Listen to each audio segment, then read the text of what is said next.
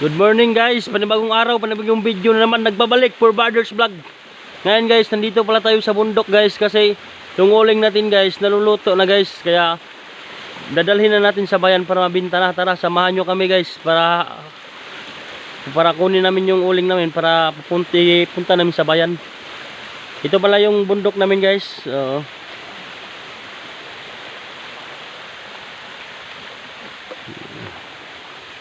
Tapos yung uling pala namin guys, 20 sako lahat pala ngayon guys yung uling namin nakukuha namin guys. 28 sako na uling. Tapos hahakotin na namin papuntang bayan guys. Ayan guys, naghahakot na yung insan ko. Insan, isa lang dalhin mo? Madulas yung daan. Sige, isa-isa lang tayo. Sige guys, susunod na ako. Yan guys, yan pala yung nauling namin kahapon guys. 28 sack guys, nandun pa sa taas. Plus dito pala, ayun pala yung utol ko guys, yung Pomper Brothers Vlog, yung nag-uuling. Tapos dito linulunod namin yung kahoy guys. Tapos takpan lang siya ng isang linggo guys. Tapos pag isang linggo, tingnan, maluluto na. Yung tawag nito guys, hornal guys, hornal. Sa Davao, hornal. Dito, horno.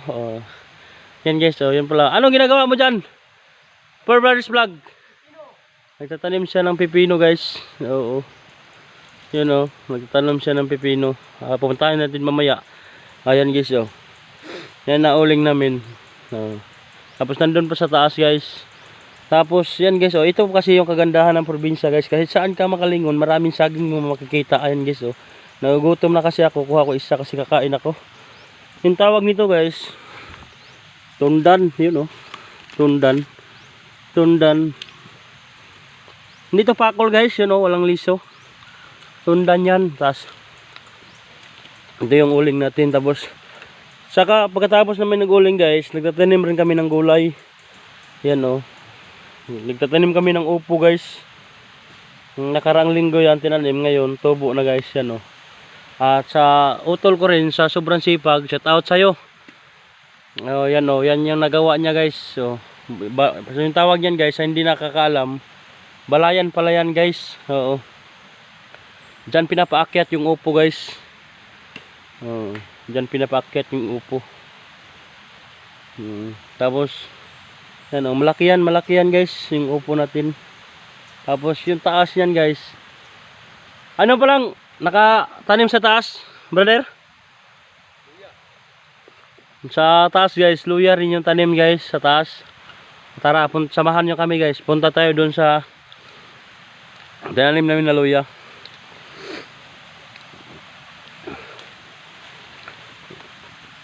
Yan, sa hindi nakakaalam, ganito pala magtanim ng luya.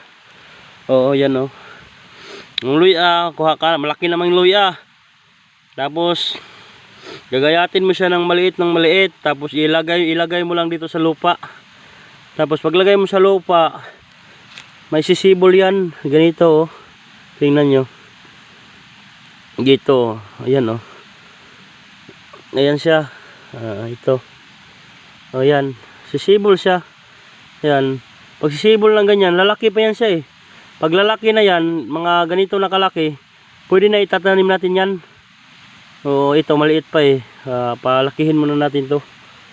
Yan kasi sa tira kasi sa binta namin yan, kasi nagbibinta kami, maraming durog.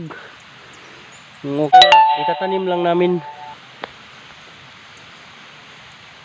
Maraming durog. Yan yung upo natin sa buti naman di kinain ng mga insekto. Ayan guys ito yun guys ito yung mga binabasibol na luya namin guys ito guys mataas na yung isa guys ito ayun, ito na guys ito kalaki guys, pwede na to itanim guys pwede na to itanim, ganito kalaking luya. Yung pagtanim nito guys, hindi ganun, kasi yung bunga niya dadami pero pababa lang. Yung pagtanim nito guys, ganito to guys ganyan, ganito pagtanim niyan. Ito yan, Tas kan mo lang kan, mas magkuhan ka ito. Butas yan guys. Para kung gagamitin nyo lang pangonsumo, pwede yan. Tapos ilagay nyo yan, tapos takpan nyo. Ganyan. Ang takip nyo yan. Yan guys, oo.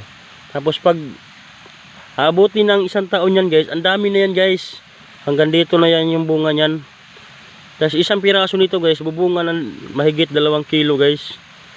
Tapos magtanim ka ng 1,000 puno, tapos 2 kilo yung bunga, di 2,000 rin yun. Ayan guys, ayan, hayaan ko na yan guys para pagbalik natin, tingnan natin kung lalaki na ba. Tara, akyat tayo sa taas guys. Punta tayo dun sa pangalawang butas ng ulingan. Ayan guys, oh. Dito yung daan guys.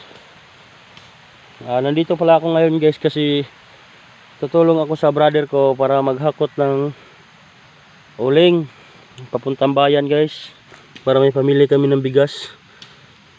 May biyahe ako pero mamaya pa ito guys, oh. Swerte ito guys, oh, kasi yung tinanim ng punla nito guys, kasi hindi kayo wala kasing sigurado guys kung mabubuhay ba eh. Yung tinanim ng brother ko 4, kasi kung mamatay yung isa may 3. Pag mamatay yung 2 may 2 maiwan guys.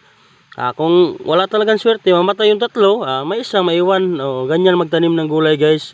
Hindi ka magtanim ng gulay na isa lang yung ilagay mo, kasi kung mamatay yung isa wala na. Kailangan magtanim ka 3, 4 para kung mamatay yung 2 may 2 pa. Tara, samahan mo ako, punta tayo dun sa taas. Sa brother ko magtatanim na siya ng pipino dun.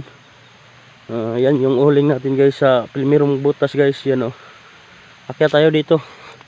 Maraming uling dito guys, dito sa taas guys. Ito kasi malaking butas, kaya malaki yung butas, marami yung laman. Ayan guys, oh. Dito guys, may naghahakot na guys. Yung nakita nyo kanina, insan ko yun. Oo. Yan guys, oh. Dito pala siya linagay guys. Yan, oh. Yan, kaya sobrang lalim yung butas guys. Ang daming laman. Yan, oh.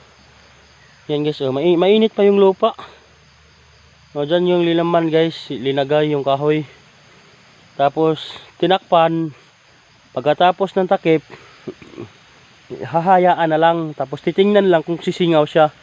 Tapos yan guys, binigyan na kami ng uling guys. 30 sako yan guys. Hinakot na yung iba, tapos nabinta na rin yung 4. Yan, 30 sako yan guys. Ngayon guys, dadalhin namin sa bayan yan para mabinta na. Dadalhin ko yan sa bayan mamaya guys. Yan, meron po 4. Tara guys, para malaman nyo kung gaano kalalim yung butas. Yung kalalim kasi yan guys, aabot kaya tol, aabot kaya ng 1 feet, oh. Wala lang, no?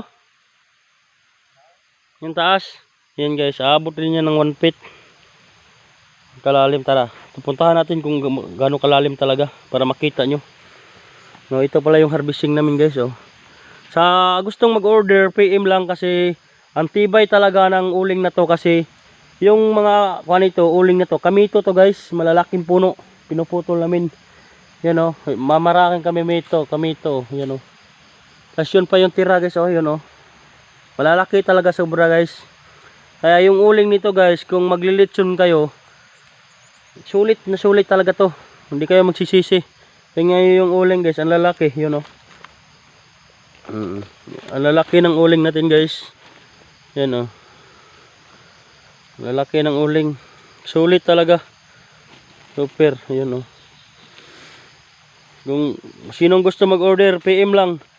Yung bigayan talaga nito sa bayan, 280. Tapos kung kayo mag-order, mga followers namin, bigyan lang kayo ng 250 na lang per sako. Pre-delivery na. Oo. Pre-delivery. Ayan guys, oh. Tapos yung butas guys, tingnan natin, pasok tayo sa butas guys para malaman nyo kung gaano kalalim talaga yung butas.